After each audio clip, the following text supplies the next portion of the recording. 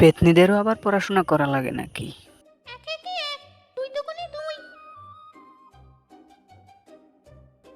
ব্যাপার কি, আমি চোখে ভুল দেখছি না তো? আমার মনে হয় ঘুম কম হয়েছে, তাই এই অবস্থা। নয়তো আমার আগে পিঙ্কি কিভাবে স্কুলে আসে? ও ম্যাডাম, আপনি এসেছেন। আপনার জন্যই এতক্ষণ অপেক্ষা করছিলাম। তার মানে আমি ভুল দেখছিলাম না, সত্যি আজ পিঙ্কি আমার আগে স্কুলে এসেছে। কিন্তু কিভাবে এলো? সূর্য তো দেখছি আজ প্রতিদিনের মতো পূর্ব দিকেই উঠেছে, পশ্চিমেও না। কি হলো ম্যাডাম, আপনি বাইরে দাঁড়িয়ে থেকে এত কি চিন্তা করছেন? ক্লাসে কি আজ আসবেন না?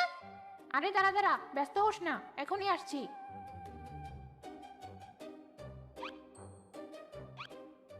কি হলো ম্যাডাম, কি করছেন? বাকিরা এসেছে কিনা? ওরা কেউ এখনো আসেনি ম্যাডাম, আমি একাই আপনার জন্য অপেক্ষা করছিলাম। কিন্তু তুই আজ সবার আগে স্কুলে কিভাবে এলি সেটাই তো আমার মাথায় ঢুকছে না। তুই সত্যিই পিঙ্কি তো? দাঁড়া, নাকি তুই সবার আগে স্কুলে এসেছিস আমার কাছে টাকা ধার চাইতে? দেখ, আমার কাছে কিন্তু এখন কোনো টাকা পয়সা নেই, যা আছে তার সব আমার রূপচর্চার পেছনেই যাবে। না ম্যাডাম, আপনি ভুল বুঝছেন। আমি সকাল সকাল স্কুলে আপনার কাছে টাকা চাওয়ার জন্য আসিনি। আসলে ম্যাডাম, রাতে এক দুশ্চিন্তায় ঘুম আসছিল না, তাই সকাল সকাল আপনার কাছে আসা।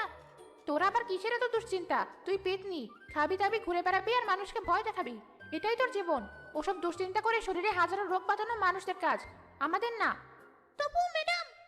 কিছুক্ষণ পর স্কুলের সব পেত্নীরা চলে আসে। আরে পিঙ্কি, তুই আমাদের আগে স্কুলে এসে পড়েছিস। আমি আর তোর বাসায় গিয়েছিলাম তোকে আনতে। আর বলিস না, আমি বুঝে ফেলেছি যে জীবনে ভালো কিছু করতে চাইলে আর পেতনি সমাজের উন্নতি করতে চাইলে সবার আগে স্কুলে এসে পড়াশোনায় মনোযোগী না হয়ে উপায় নেই। তাই আজ তাড়াতাড়ি স্কুলে এসেছি আর শপথ করেছি যে এখন থেকে শিক্ষা দীক্ষায় মন দেবো ভালো মতো। এটা তো বেশ ভালো সিদ্ধান্ত। আমিও যদি তোর মতো হতে পারতাম। কিন্তু তোর হঠাৎই পরিবর্তনের পেছনে কারণ কি? পরিবেশ, সমাজ আর আশেপাশের মানুষ। তুই পেতনি না হলে বলতাম তোর উপর কোনো পেতনি ভর করেছে বলে এসব আবল তাবল বকছিস। না, তোরা আমার কথা মন দিয়ে শোন, তাহলে বুঝতে পারবি আমি কি বলছি। বেশি না, মাত্র 50 বছর আগেও আমাদের ভূত পেতনিদের কত নাম ডাকছিল।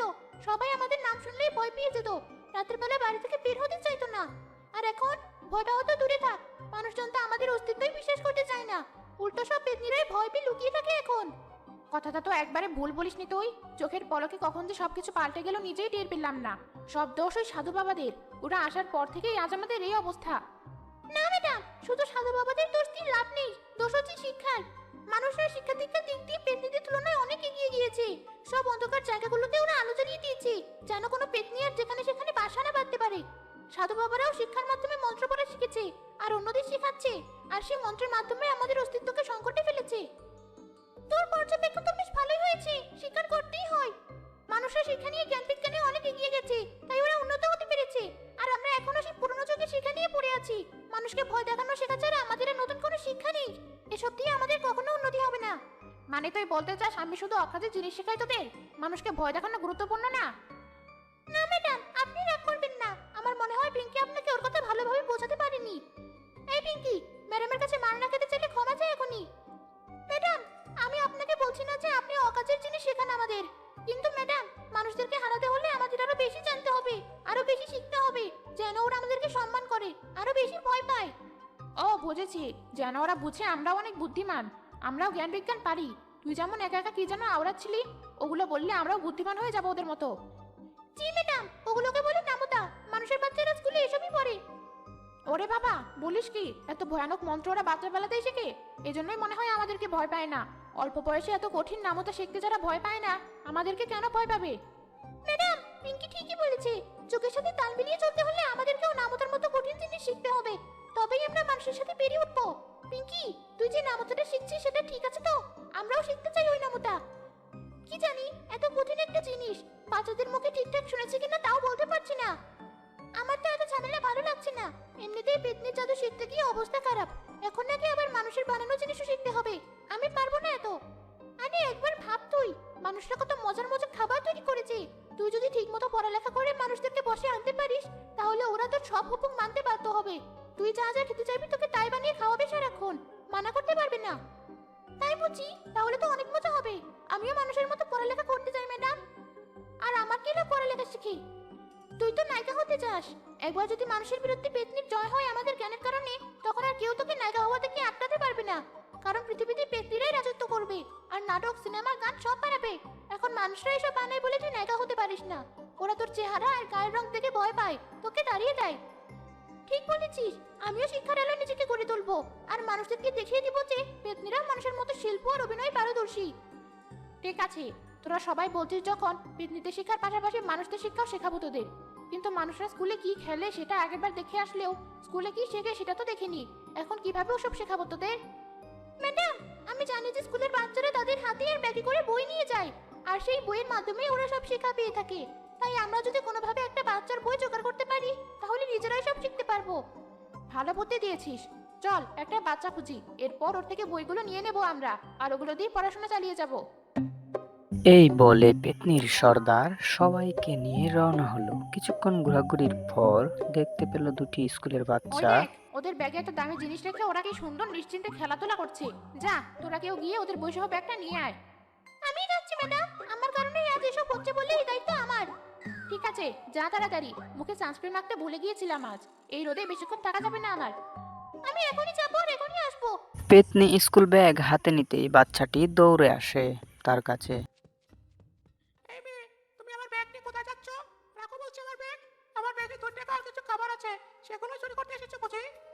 আমি কোনো ছিচকে চোর না যে তোমার থেকে ওসব চুরি করতে যাব। আমি হচ্ছি এক শিক্ষাপ্রেমী পেতনি। তোমার ব্যাগে থাকা বইগুলো নিতে চেয়েছিলাম শুধু। ম্যাডাম, বাচ্চাটা তো পিঙ্কিকে দেখে ফেলেছে। এখন কি হবে? কিছুই হবে না, বাচ্চা দুটো ছাড়া আশেপাশে আর কেউ নেই। পিঙ্কি একাই সব সামাল দিতে পারবে, তোরা চিন্তা করিস না এত। ও, তা আগে বলবে তো। নিয়ে যাও সব বই আর খাতা আমার, ওগুলো নিয়ে গেলেই ভালো। কয়েকদিনের জন্য তাও বাড়িতে কাজের কারণে সারা রাতে মার খেতে হবে না। তুই কালোবাতি ওখানে কি করছিস? এদিকে আয়, দেখে যা, একটা মেয়ে আমার সব বই চুরি করে নিয়ে যাচ্ছে। বলিস কি? আমিও এখনই আসছি আমার বইগুলো নিয়ে।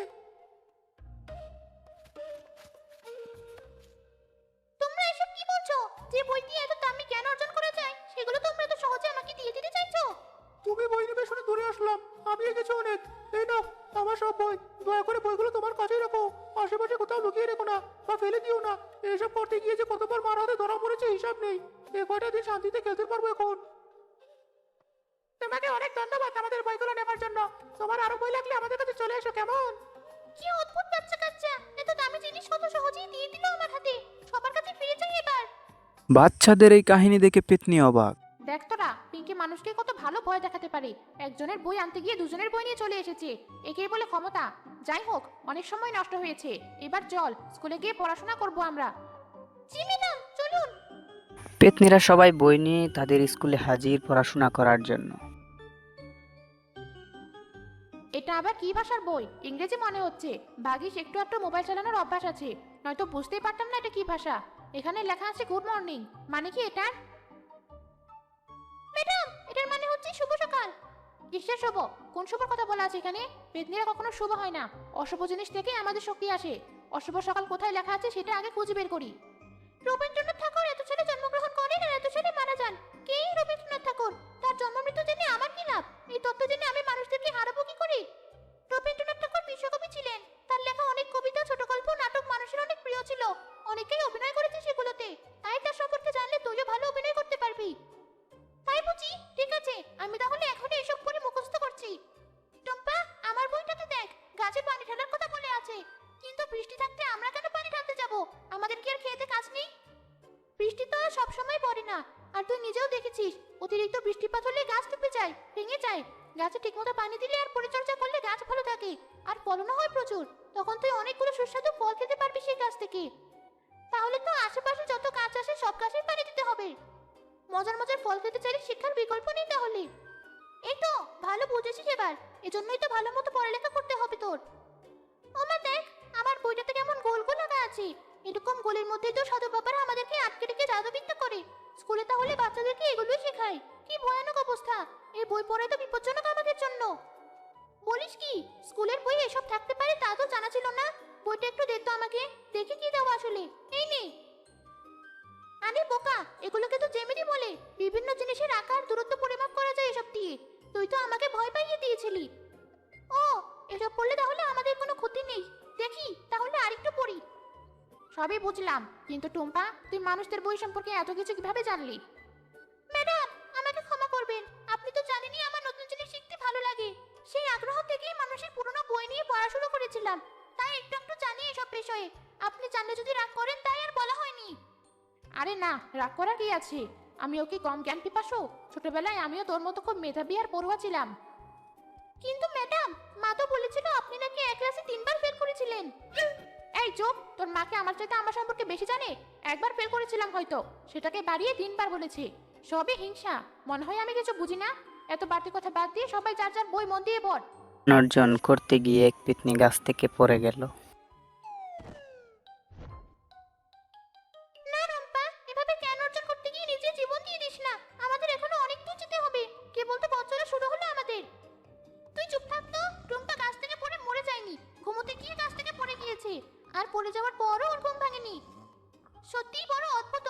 রুম্পা, এই রুম্পা, ঘুম থেকে উঠ। তুই গাছ থেকে পড়ে গেছিস, কাছে উঠে আয় আবার। ওর তো কোনো সারা শব্দই নেই। ম্যাডামকে বলে দেখি, ম্যাডামই সমাধান দিতে পারবে। ম্যাডাম। ম্যাডামও ঘুমিয়ে পড়লো বই পড়তে বসে। ম্যাডামে তো কিছু বলছেন না। টুম্পা, তুই ম্যাডামের কাছে গিয়ে দেখ তো ম্যাডাম ঠিক আছে কিনা। ঠিক আছে, দেখছি।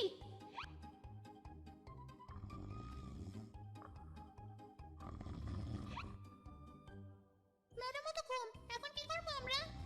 আমি একটা বুদ্ধি পেয়েছি।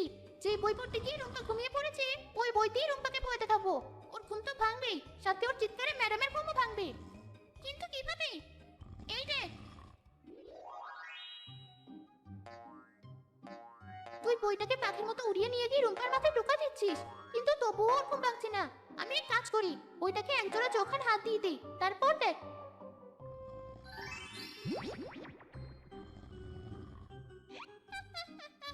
বইটা তো ওর চোখ দিয়ে রুম্পাকে দেখছি, আর হাত দিয়ে রুম্পার চুল ধরে টানছি, কিন্তু তবুও রুম্পার ঘুম ভাঙছে না। আমি জানি কিভাবে ঘুম ভাঙাতে হবে রুম্পার। এবার আমার জাদু দেখ।